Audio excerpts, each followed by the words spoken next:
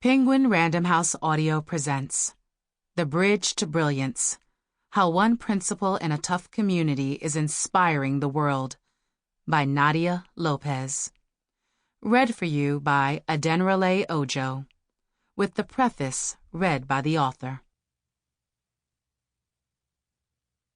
My job as principal is not only to educate children, but also to protect them.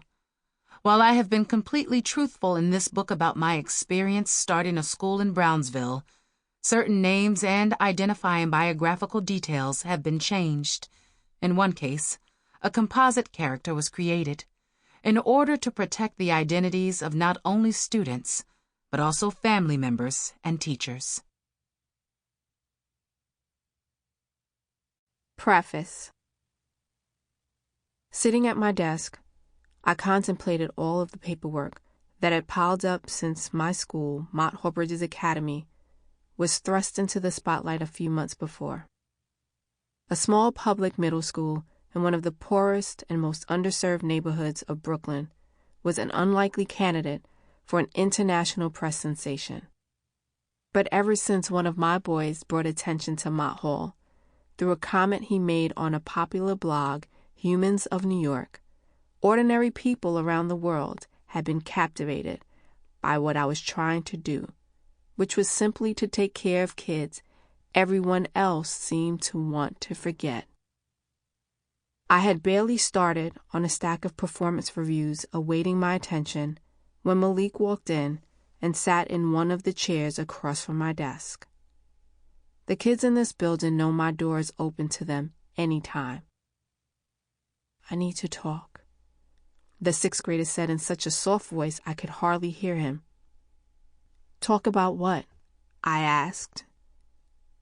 About me. What about you? My work. What about it? It's hard.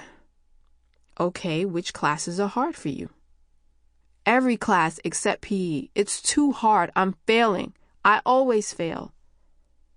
His problems had begun back in elementary school, when his fourth grade teachers, who couldn't tolerate his angry demeanor, let him fall behind.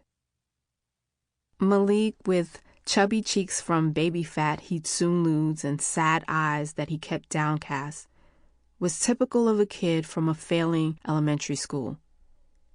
He was 2 years older than most of the children in his grade because he had been held back a couple of times.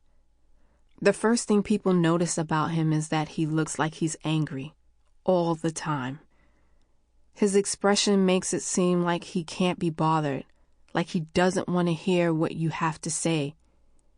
That couldn't be further from the truth, but you would never know it unless you speak to him, which his expression keeps people from doing. I always tell my kids, you need to understand, there are teachers in this world who, if they don't like you, have the power to derail you. Even if you don't feel like they're invested, you can't stop doing your work. Because they'll be fine with you failing and repeating the grade.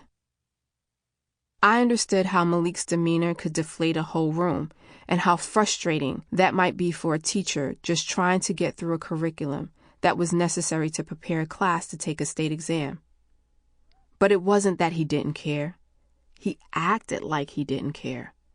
Some teachers in his elementary school, however, took his negative behavior personally. Instead of supporting and working with him until he understood the material, they just held him over. That started a trajectory from which it would be very hard for Malik to deviate. Making kids repeat grades, unfortunately, is rarely about remediation and more about punishment.